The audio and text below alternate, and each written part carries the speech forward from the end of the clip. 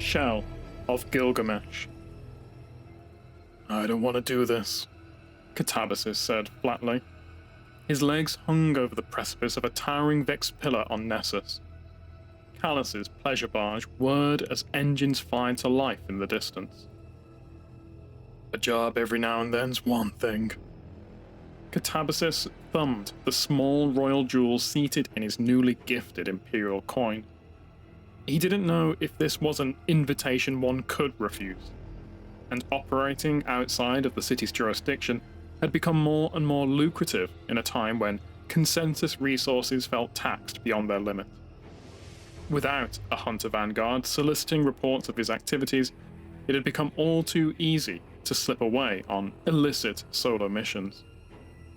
Gilgamesh, Catabasis' ghost, leered at the Guardian before pivoting to bask in the shadow of the Leviathan. The trust of an emperor isn't something to squander. It was a trust Kata and Gilly had fought hard to obtain, tracking game through the jungles of Venus, poaching strange quantum jellyfish in the storms of Saturn, putting down Red Legion traitors, anyone seeking to corral Callus and his loyalists into a paddock for Keitel's judgment. Catabasis' hunts had always been painted against the grand planetscape of a wild frontier. He wasn't a fan of fish in a barrel, and he didn't want to become one. Something about sitting in a Cabal cruiser in empty space felt awfully like a sealed barrel, surrounded by ocean. Locked in, with nowhere to run. More like I'm the only one left listening to his ranting. Catabasis pocketed the Imperial. "His kid is making him antsy. Probably reckless too. I swear the Reddies were gunning down at just anyone Callus can find with a name worth taking," he stated nonchalantly. "Is that so bad? It used to be the only difference between Reddies and Callus's boys was politics. I don't mind throwing some political lead down range so long as it's isolated. But this is the dark, little buddy. Feels wrong. Feels like something we shouldn't mess with on our own." "You can accept his offer and crew up, or take your sorry self back to the city and wait for orders from an empty chair," Gilly sneered. "Think of what we could learn. Those wannabe godslayers chasing stasis on Europa had one thing right. Power decides the future. We should have been there to take it with them."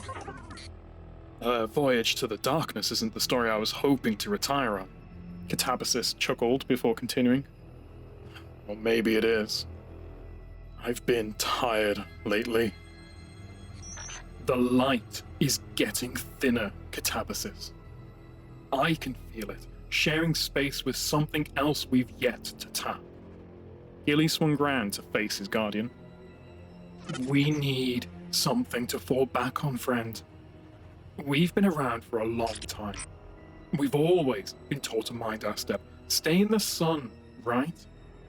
But what happened the second we started to choose our own path out in the shadows?" The hunter looked to his ghost. "We got stronger, richer." Gilly had a nose for this sort of thing. Every time Catabasis had listened to him, Gilly had led him to a new discovery, a new power, taught him to wield the Arkstaff, taught him to dance through the shadows. These discoveries had their prices, their scars, their lessons. But what are scars to an immortal?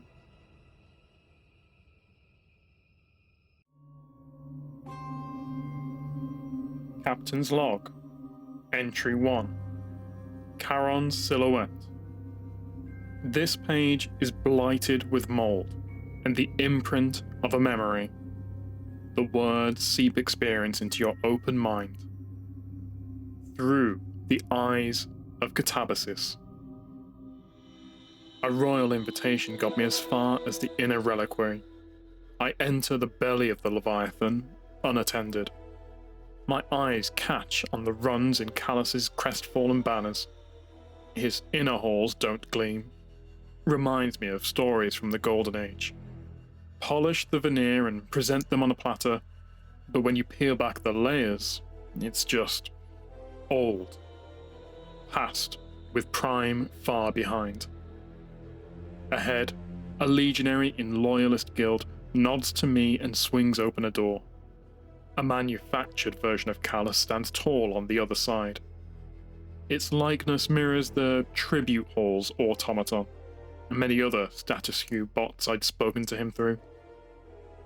The statue of Callus whines to life. You're early, but I suppose your tribe is always ahead of the pack, Hunter.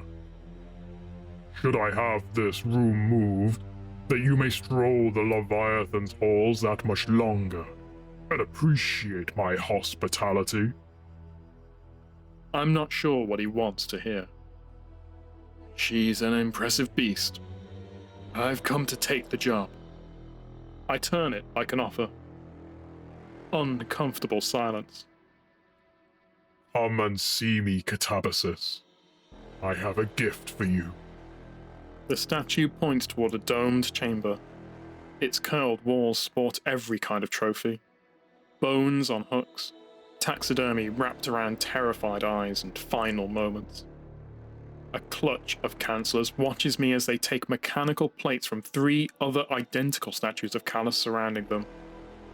They huddle about a towering cage of filigreed alloys and woven circuitry, fitting the plates to it with sacramental focus, until the cage becomes a tomb around a pearlescent seat supporting a lonesome figure within. What an auspicious early arrival. Come, witness my containment. Few have seen this. Callus wheezes from inside the cage, his voice like taut suffocation. Callus's withering form swells and jostles. My thoughts stink of disgust, and he can smell it. I am no more trapped here than you are by your light. You assume this flesh satisfies me? How small. My automatons stand as monuments of my image, reflections of my breadth. They are, as I am, one collective self, as nothing is. I grip my teeth and look on, stepping sideways to see him from a different angle. His skin is mottled with sickly translucence that grips my stomach. Your thoughts are as open as your fears, Catabasis. Come, look upon me and let my counselors assuage them. Councillors lay more thick plates over Callus's living misery, brushing past me as they finish, and exiting the room with my inhibitions. Mechanisms within the plates engage as plum light emits from the slits between them.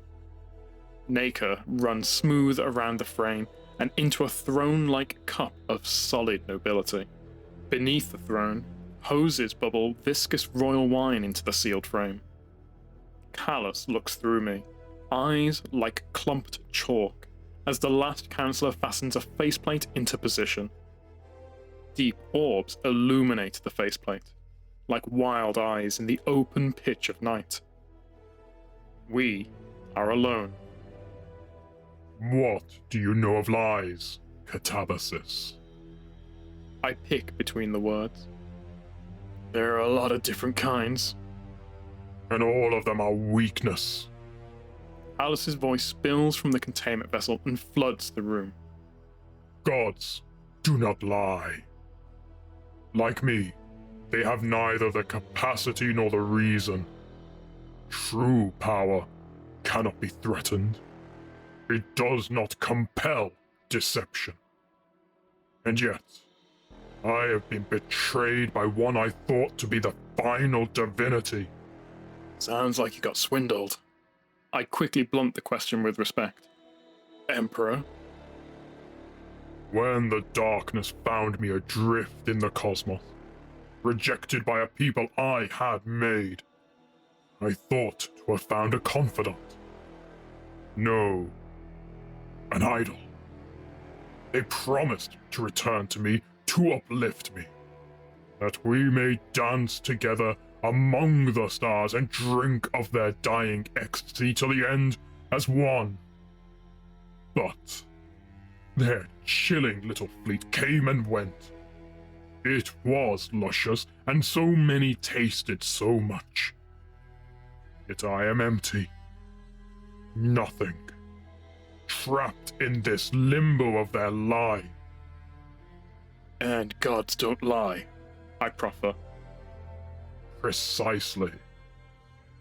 To be seen Callus pauses to heap the drama. for what we really are, underneath the surface, is bliss. All four statues step forward to bear Callus's vessel. His voice resounds from all of them simultaneously. Come, cast a shadow in my bowl and drink. Soon, we will speak to the liar and separate from it. Frenetic scrawl, inked in the margin reads, "Smuggler's switch is still working. Maintenance side hatch. Had to kick in the vent."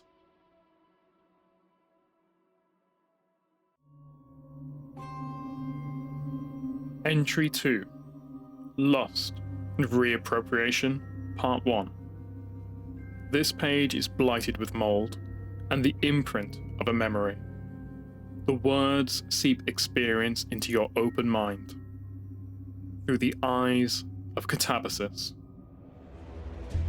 Our disheveled thresher rattles through lean Nessian atmosphere. Callus's words ring in my ears over the storm rush of re-entry. The ship is yours to claim. Most of the seats in the drop hold are empty. A scion officer named Kinzik sits across from me.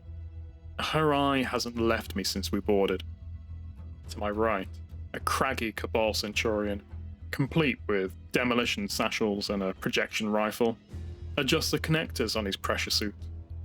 He'd been assigned to make sure none of the other Cabal tried to kill me. Seems news of my command had rendered a number of the crew indignant. I prod first.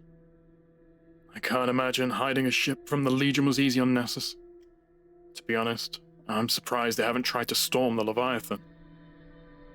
They would die. Grumbles the Centurion. Bad strategy. What does it matter? Callus saw fit to give you a ship, Catabasis. My ghost, Gilgamesh, glares at me. Kinzik sneers and leans forward. Her voice seethes from her helmet. The Legion is stirred by Keitel's rousing, human. I recognize the tinge of malice in her address. And the fall of Torah battle. She sends heralds of her fleet. Ships come and go without stories recorded. We pass unnoticed for some time. The brute bows his head. First time hearing of it. You're saying they won't notice a ship taking off? I ask. For some time, Gilly quotes the scion. But normally they would, because it's a Legion ship, and you've set me up to commit thievery. All Cabal ships belong to Callus, The Centurion growls. and Kinzik does not answer to you. Right. My shoulders slump forward, head resting in my hands as the thresher touches down. We disembark onto prickly, milk-rich soil, turning away from the sun as the deep green sky slowly bleeds out. A congested Cabal shipyard glows in the distance against the crest of dark, riding the horizon. You are Catabasis. The Cabal is speaking to me. He gestures to himself. Ba Toran. You're my skullcracker. I point to my ghost. Name's Gilgamesh, or Gilly. Bartaran considers for a moment and nods. I do that. But you will need to know my name if we find battle.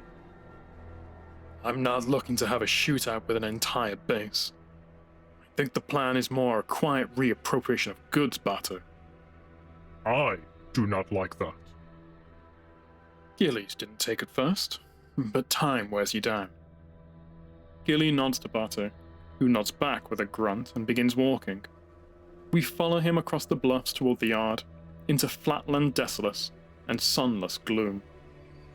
The shipyard is a massive pulverized flat of rough tarmac and shanty barracks surrounded by a barrier fence. It overflows with craft ranging across eras of the Cabal Empire. On the far ends of the strip, Gilly spots arc lights shining. A figure, draped in azure raiment, stands above a throng of Cabal, drawing attention like thunder. Whatever he's saying, they believe it. Gilly catches a few words. It's the same talk you hear anywhere else someone's been forgotten. Blame, looking for a hole to fester in, wrestling at the edges with tepid hope, at risk of falling back down into the past. Frenetic scrawl, inked in the margin reads, Maintenance hall off the cargo bay door. Cozy spot floorside.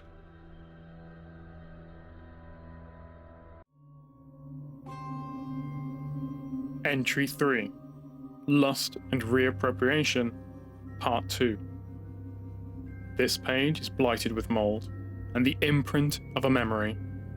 The words seep experience into your open mind, through the eyes of catabasis. Smaller ships flock like parasites around a centerpiece flagship. Kinzik points to it. A Cabal carrier-class warship. Glykon Volatus. She touches her finger to the yard's perimeter barrier and says, Over, as if directing an animal. Kinzik flattens her palm against the ground and displaces the radio layer in saturation with a bubble of void energy. It bursts and launches her and Barto over the barrier. I follow on steps of light, my Tex Mechanica rifle dangling from a loose strap. Barto settles last on uneasy jet bursts. Kinzik steps in front of him and calibrates a device on his chest plate before Barto turns to face me. One of your transmat. He grumbles. I will stop their signal receiver, so our ship is hidden until we remove its locational anchor. We separate into the silent yard to our tasks. Kinzik and I weave through a field of parked interceptors, as Barto does his best to stay inconspicuous on his way to a gargantuan signal dish at the adjacent edge of the yard.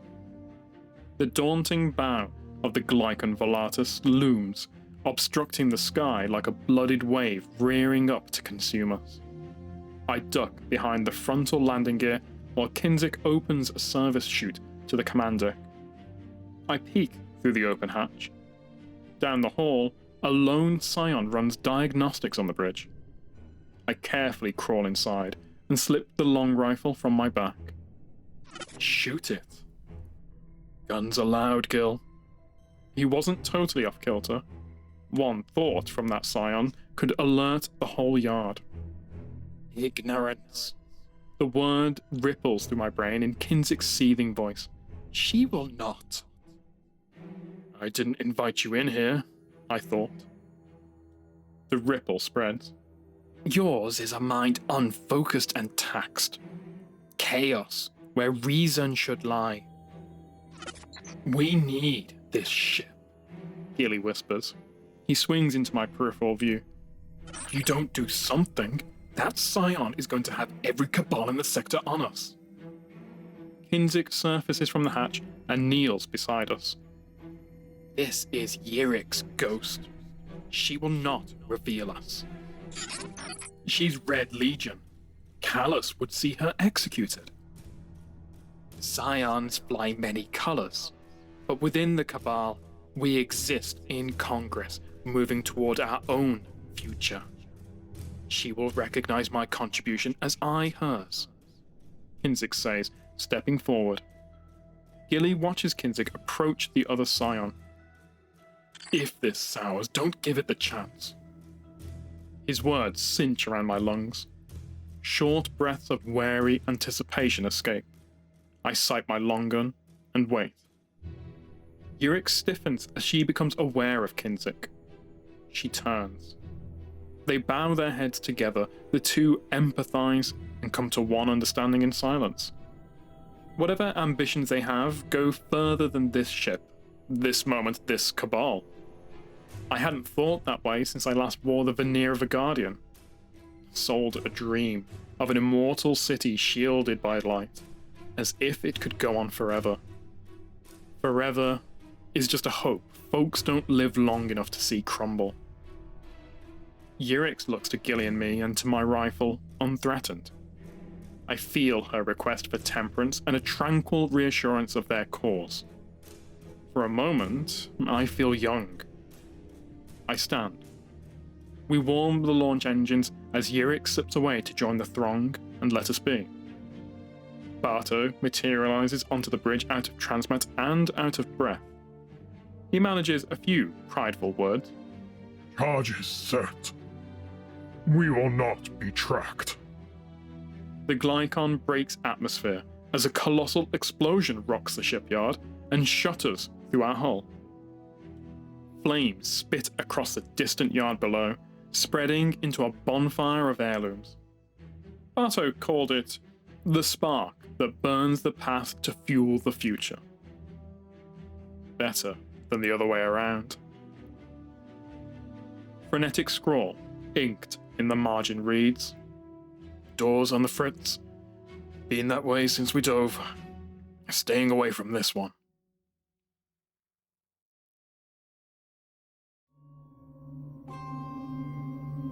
Entry 4. Well of Absence. This page is blighted with mold, and the imprint of a memory. The words seep experience into your open mind, through the eyes of catabasis. Blood meets a slurry of oil and dark ether draining into runoff vents in the cabin floor. I sit. A savage din echoes through the harvester craft. I can hear them in the war beast pens below deck, gnashing teeth maddeningly chewing through their restraints, the wet slaps of their bodies battering the walls. Barto boards the harvester under a hail of tiny stones. The hold is secured, and casualties collected. He shuts the bay to the reef storm behind him. How many? I ask, noticing the two of us are alone. He mistakes concern for weakness. We will be ready for tomorrow's harvest. I shift the question. How many more of these things does Kinzik want? 2 days of harvest before leaving the shore. She tell you what for? No more than you. Following blind orders something that sits well with you? Kinzik does not answer to you, light bearer. So I've heard. More than once. My father spoke like you. Questioned. Barto grumbles, laying down his gear. He abandoned Callus to join Gaul's coup. Disgraced our bloodline. I threw off my father's shackles and pledged my life to the Emperor. I was shown mercy. Soon, I will reclaim the clout of my line and the right to sire. Loyalty is not blindness. Loyalty is rewarded. Sounds like he turned away from a losing battle to one he thought he could win. He left when hope seemed small, before he could see victory through. Barto pauses, pensive. Callus will expose the secrets of the darkness, and use them to reclaim Torabottle. It will be.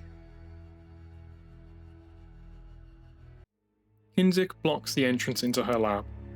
It had been hastily transferred from Leviathan to Glykon after our procurement of the ship. All manner of vicious-looking machinery. She raises a finger to my face. Her language restructures in my mind. You do not belong here. I need to know exactly what you're using them for. Why?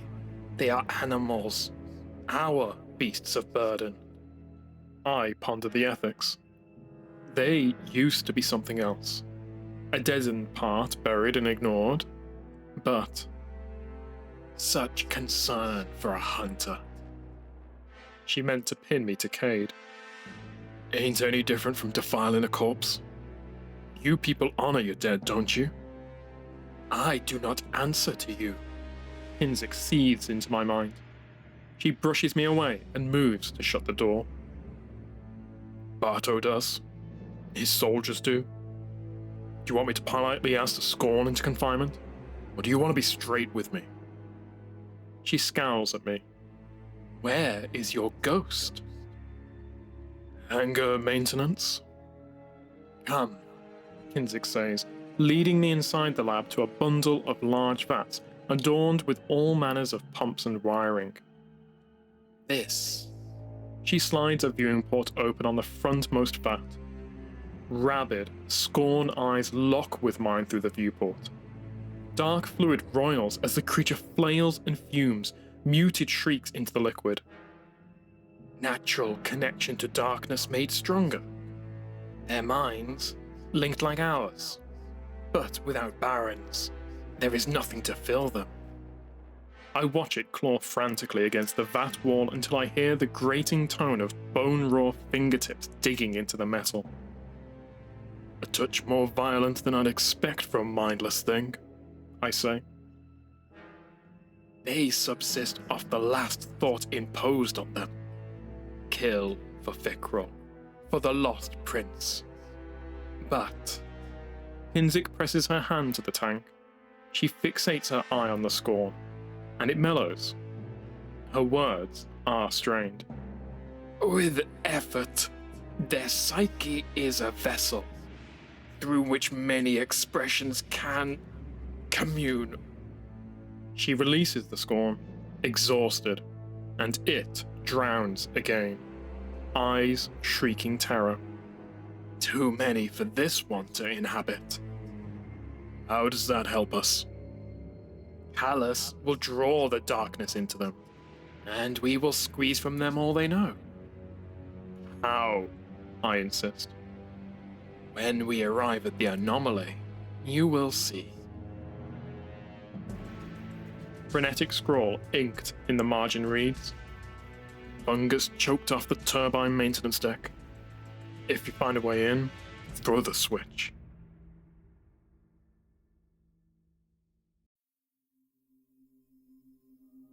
Entry 5. Feast your eyes. This page is blighted with mold and the imprint of a memory. The words seep experience into your open mind. Through the eyes of Catabasis. 6 hard weeks in the reef. Scorn, hive, and horrors enough. I still prefer the open shore to the Glycon, but it's earning its keep. We crossed the belt and anchored our gravity off Phobos, an old Cabal base still holding an operational tether. I volunteered to clear the base of Taken and get out a bit. Didn't even get a fire team together before we realized the damn things were docile.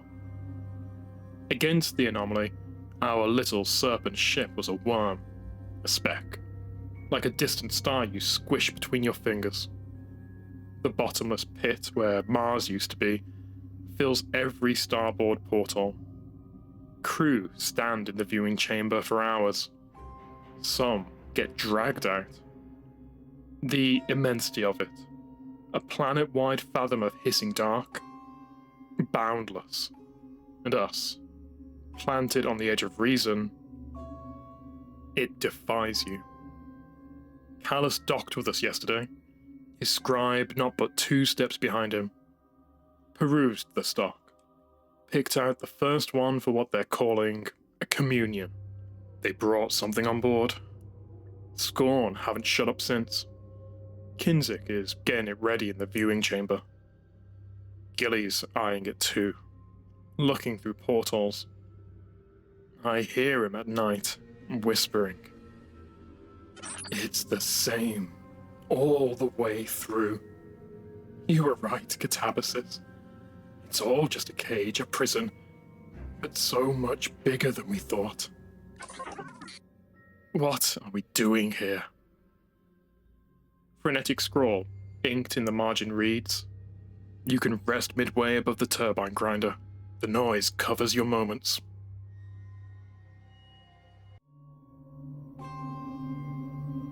Entry 6. Excess of Avarice. This page is blighted with mould and the imprint of a memory. The words seep experience into your open mind, through the eyes of Callus, the Cacoethes. A crowd has gathered to stand with me, their emperor, soon to be so much more. Amsot spread word of my arrival. They clamored to be the first in my presence in the viewing chamber. I spot the Guardian and his little light as well. An extra morsel of bait. The ghost watches while the Guardian resigns to the rear. Pity.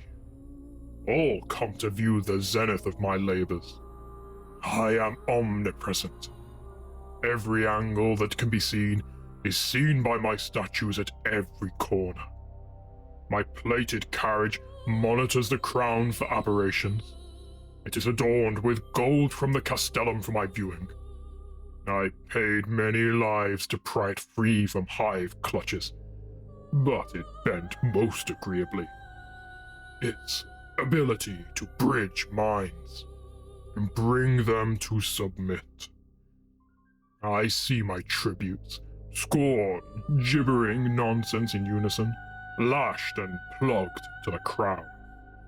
A thorn-made tool in my brilliance. My daring counselors anchor their psyches and prepare to begin the communion. Greatness is before us. These watchers, I shall thrill them. I clap 4 monumental pairs of hands. Let it begin. I turn all my gaze to the chamber's expansive viewing window as shutters unveil the grave of Mars. Tendrilic bands of phasing darkness spiral from the anomaly's core, enrapturing all of me, beckoning into the depth of its core with whispers like hooks through nervous flesh. I gape into the stimulating writhe. Yes. My counselors place their hands on the crown and focus cognition through it.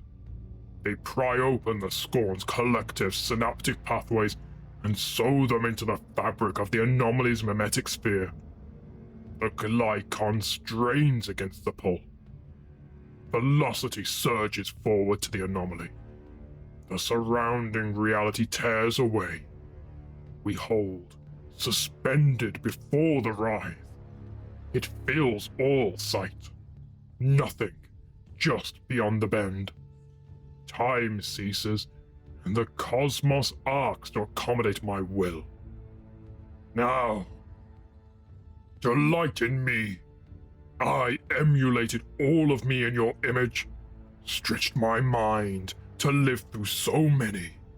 I reaped the pleasures and experiences of every vessel, but despite my sundry perspectives, I still only see through my own eyes, and I want more. I peer into the dark nothing. You are oblivion. Not a destruction, but a melding of all that has come to pass. I wish to become as you are, to gorge on existence, to collect your promise to elevate me. My laughter is wild, and all of my forms transfix on the swirling anomaly. Look upon me! The cosmos bends and snaps as I stand. Return to my feeble reality. Ignored again. The scorn shriek nonsense in unison. It drowns out of the whispers. It is all any of me can hear. I reach out as you showed me when we last met. I split open each scorn mind from my carriage, searching for you. Nothing. Every time, so I tear open their bodies, fitfully pulling limb from socket, mind from skull, scouring them for your presence. I search until the shrieking can only be heard from distant pens. I meet the eyes of each crew member who would not look away. In them, I see it. You. Peering back behind attention. An observer. Frenetic scrawl, inked in the margin reads, "Dug out a spot underneath the refuse pit. It's still running, so be quick."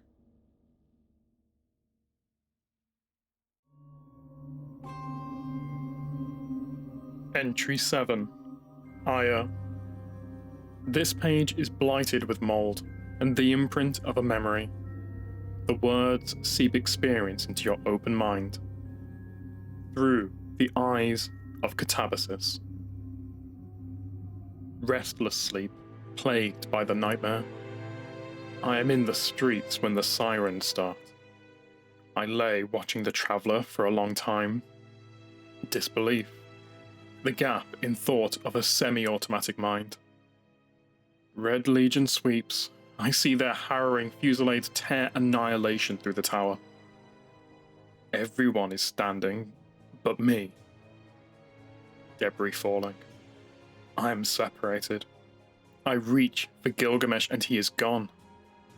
The cage chokes our light. Fire chases me from street to street. No light, no ammunition. The city is burning. Faceless zephyrs screaming to me beneath a pitiless god. Red-plated death lines the walls and the city is burning. I flee. My steps weighted down by guilt. The city is burning, and you did nothing. Gil's broken star finds my shame. There is only us, forging survival. Together, we crawl to exile. Frenetic scrawl, inked in the margin reads, "Nightmare's back. Took months, but it always comes back. In force this time. Every night since we took on our cargo, they've been howling. I swear they're 3 decks down, but you can still hear them. Gil's been wandering the ship more."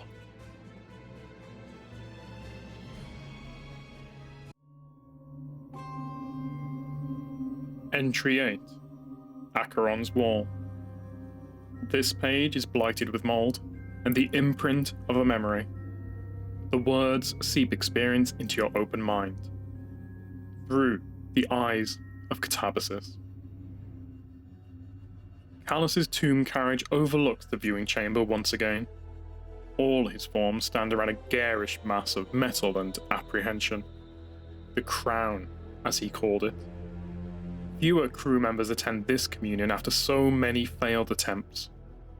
Gilly and I stand above a host of chattering carcasses. Plugs and cables run from them into the flesh of an ether-logged scorn beneath an ugly crown. The gold from the castellum is flush with tarnish, stemming from some kind of lichen that had burrowed its way into the precious metal adornment since the last communion attempt. "I thought gold didn't stain," I say to Gilly. "It's an expression of purity. Like the light." I grunt. Gilly fixates on the crown, on the viewing window and the depth beyond. Barto takes the spot next to me and leans against the railing. Are all guardians ruled by uncertainty? Councillors approach the crown. "Barto, in my experience, people who are too sure of themselves tend to die."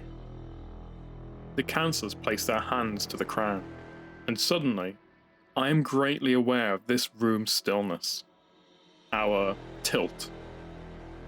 Barto raises his voice over the intensifying chatter. Your ghost speaks to the scorn as much as they can. "Curious, that's all. Looking for an angle, something we can use. Ain't that right, Gilly?" I ask, trying to hide my suspicion. Gilgamesh says nothing. Iris frozen ahead as the viewing curtain completes its retraction. Velocity surges forward toward the anomaly, tearing away the surrounding reality. The sound of Callus's feverish, multifold laughter drowns the Hull's groans for mercy.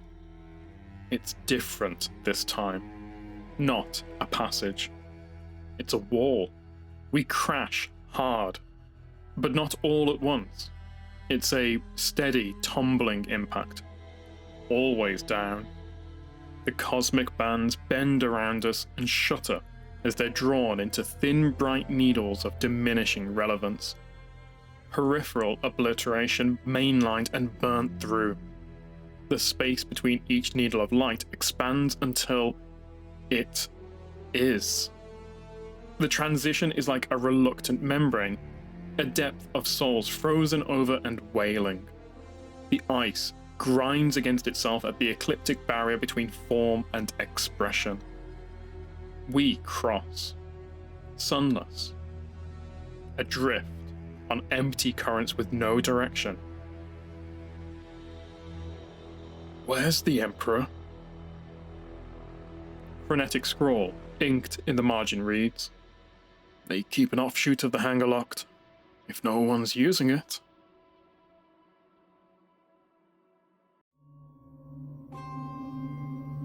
Entry 9. Heretical Flesh. This page is blighted with mold, and the imprint of a memory. The words seep experience into your open mind. Through the eyes of an empty vessel. Dormant. Bound. Threat. Storm outside. Rain, a soft thirst. Flashes show shapes. Shapes I know. Gentle whispers reach from me to all, as father, as Vikral, barons, Kells, gone. Another voice, pressing, fear and confusion. No, the mind beneath this one screams to the surface. Nothing, scorn, a son, fallen, Elixni, king? Akris does not bow. Arise, commands the voice, buried in whispers. Akris does not bow, but Akris is dead. Peeled away. The spine of the glycon breaks, its vertebrae now interchanging. Scorn howl to herald the crossing into nothing. Through the locus, they hear the whispers and obey. Meet salvation. Frenetic scrawl, inked in the margin reads, "There's a scanner array off the hull near the hangar. I patched a line through to it to check Kinzik's feed. Needed somewhere to listen."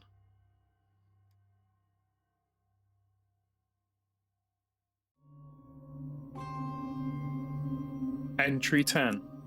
Blood in the Barrel. This page is blighted with mold and the imprint of a memory. The words seep experience into your open mind.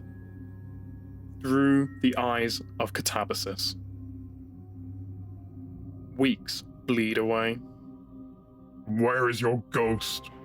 Bato grunts as he throws a crushed scorn into a tangle of festering dark tendrils. These fungal growths had grown across the glycon during the timeless expanse since their plunge, and only continued to spread. "I don't know," I sputter as I pull a ragged blade from my gut. "Off fraternizing somewhere. I'm here. What do you need?" Gilly says, appearing. "Fewer holes," I groan.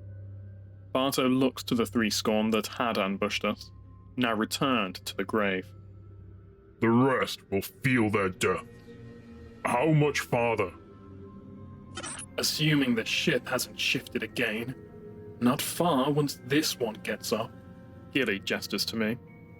Is Kinzik certain severing the crown will send us back? It'll work. We better not have dug up this command key for nothing, I reply, holding up an Imperial security key. You said it was to stop the Scorn. Barto roars. Stopping them doesn't matter if we don't get out. I pledged my life to Callus, and you want me to forsake him? He towers over me. I know a thing or two about abandonment. He used you to get what he wanted, just like he used me. He's gone, Barto, and we're close to follow. Where does that leave your bloodline? I stand as a wave racks the Glycon. It isn't something you see, more like a light bulb bursting. A long blink before the pins and shivers wash over. Numb. I could hear it moving through the ship like cold metal tension. The three Scorn snap and contort in grotesque reanimation. You're welcome to stay, Skullcracker. We make it to the ship's bridge, howls tracking us down every hall. I seal the door with the command key and meet Kinzik beneath the command console at the entrance to the viewing chamber. She stands, encircled by 15 loyalist soldiers. This is everyone? I ask. Kinzik nods. I insert the command key into the viewing chamber door. After a moment, pistons disengage, and the door opens. Kinzik focuses for a moment. Empty. Her voice rings from her. We enter the viewing chamber. The soldiers take up positions around the room. Barto strides past the darkness-infested crown and drops to his knees at the open viewing window. He stares into the endless. How do we choose who deserves our loyalty? I walk to his side. Everyone's got their own way. No one's right. You don't owe anyone anything, Barto. Kinzik signals that she is ready. As I approach the crown, I watch her eye trace the scorched handprints of each counselor that last communed here. Shrieks echo down the steps leading to the bridge. Metallic scraping heralds the flame. I will do this so that others may live. Kinzik's voice flows. I did not intend suffering, but should have expected Callus's deceit. Ambition to steal away his secrets damned us all. Get us out of here and we're square. She plants her next words into my mind. They will, because you do not belong here. She places her palms on the crown. Velocity surges backward into infinity, tearing away the surrounding reality. We stand in nothing. 17 defenders back to back around Kinzik and the crown. The shrieks grow louder, and through the whines of bending steel, the trembling flesh of Scorn pour into the nothing with us. Slug rifles unleash a salvo in all directions from behind a handful of phalanx shields, tearing line after line of Scorn down with explosive force. Incendiars step forward to cremate the remains between volleys. I add my gun to line, dropping raiders before they can align shots in our ring, and slinging void wall grenades to stem the flood. Kinzik screams, straining to sever the link as the Glycon thrashes against dark waves. Black fire scalds her hands as nothing twists around us. We fight until the floor is lined with dead Scorn and empty magazines. The shrieking recedes. Scraping metal echoes through the viewing chambers as a wave of darkness tremors through the Glycon. Every unburnt Scorn seizes and begins to reconstitute. The soldiers panic and fire into heaps of writhing bodies, hoping to stop the process. In the chaos, lightning rips through the air, cutting through 3 legionaries and rupturing an incendiar tank. The blast kills 7. The circle tightens. We return fire in the direction of the lightning and are met with 2 fetid abominations. They burst into the chamber and rear back with crackling fists. I charge one, slipping into the void to draw blades from its sheath. Barto snatches a phalanx shield resting at his feet and challenges the other. Its bolts break on the shield. Our remaining guns harry them with slug fire until we close the gap. I cut through hands and head, then pivot to see Barto driving his shield into the other's face. Kinzik cries out. I spin on my heel to see her engulfed in black flame, and the cosmos racing around us. She spreads her pain to us, to hold on to a few moments longer, to no avail.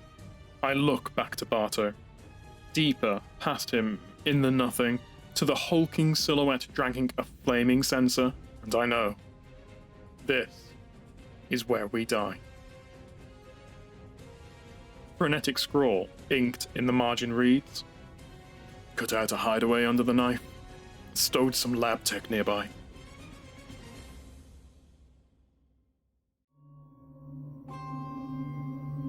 Entry 11. Sullen. This page is blighted with mold and the imprint of a memory. The words seep experience into your open mind. Through the eyes of Catabasis. It didn't work. Truth be told, I have no way of knowing if Kinzik even finished what she was doing. Gilly said it took days to find a safe place to bring me back. The big one they all follow was hunting for him. I made a task of committing the Cabal bodies to burial. The costs are heavy, and I don't get everyone. We try to keep hidden, using the smuggler's hovels where I stashed go bags across the ship. All it takes is one of them seeing you. Been keeping track for what I think is a month. 3 months. The waves are random. When one hits, it rearranges pieces of the ship, and I have to find my way again. Gilgamesh is becoming more distant, talking less. He wanders off for days at a time. So far, he always comes back. When I die, I dream of a city burning. Death dreams are a first. When I wake up, I don't know how long it's been. Gilly won't say. There have been 100 lives between this and the last one I remember. I live in a charnel house.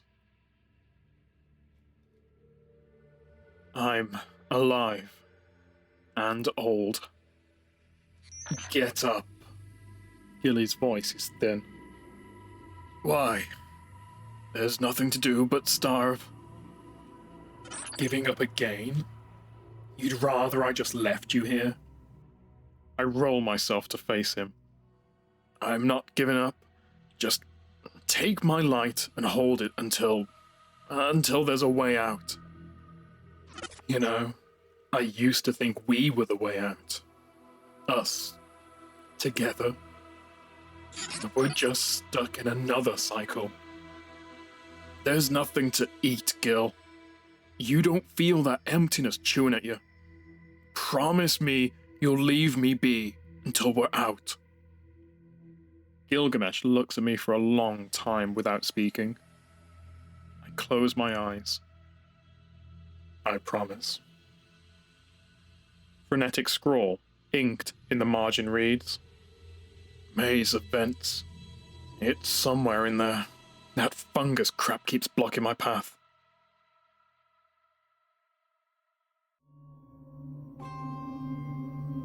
Entry 12. Debtor's Knife. This page is blighted with mold and the imprint of a memory. The words seep experience into your open mind. Through the eyes of Gilgamesh. I linger on the corpse of my once guardian. I've hidden his shame for so long. I believed it was my obligation to be the warmth when his fire died. But now, I see that obligation was a leash to keep me tied to life. It is a cold, coiled, choking reality, and I will hang gasping from it no more. See the truth the whispers had offered. I saw it in every moment suffered aboard this vessel. A microcosm of violence extrapolated to the world beyond, with only one escape. Soon, Catabasis would know it too. Scorn onlookers surround us. I raise Catabasis. Gilly. Catabasis kneels before me, his rifle beside him. What is this? A way out. I won't carry you anymore. You're abandoning me? Catabasis looks to the Scorn, his rifle his ghost. No. No longer. Not his, not the Traveler's, not anyone's. I sacrificed everything to keep you moving forward, guided you to every power you needed to survive. I share the truth he wants to forget. And for what? It never ends anything. There's always more. The Scorn encroach across disjointed walkways. Catabasis sinks. You said you wouldn't. You, the Traveler. You've kept me trapped in this death knell. Now it's time to set us free. What does that mean? His words like stone weights. Sever our light, or they'll rip you apart for 1,000 lives. I gesture to the Scorn. You wouldn't. Your deaths are heavy, Catabasis. But I'll bring you back as many times as it takes for you to learn. He does not understand. You think I don't feel pain? You think I don't suffer while you're hiding in your limbo? Catabasis lurches forward. I did everything you asked me to. You left! I shout. You left me here. You left me in the city, made me turn away from the Traveler. We're like the Scorn in those tanks, drowning in panic, confusion forever. You did that. The city was burning and I wanted to live. Everything was so we could live. He still didn't see it. This place is no different than Sol. A barrel of blood. There's no reason to go back. Now, the light is burning. We can survive this. Catabasis holds out his palm for me. Please. I don't want survival, Catabasis. I drift away from him. I want salvation. It got to you. Catabasis sobs weakly, his epiphany complete. You can end this. For both of us. It's your turn to sacrifice. I offer. Everything you say is a lie! Catabasis grasps for his rifle. Lever to action. Shot to nothingness. Ghost to dead memory. Frenetic scrawl, inked in the margin reads, Water under the bridge, and flooded with bodies waiting to stand again in the next wave. Be careful.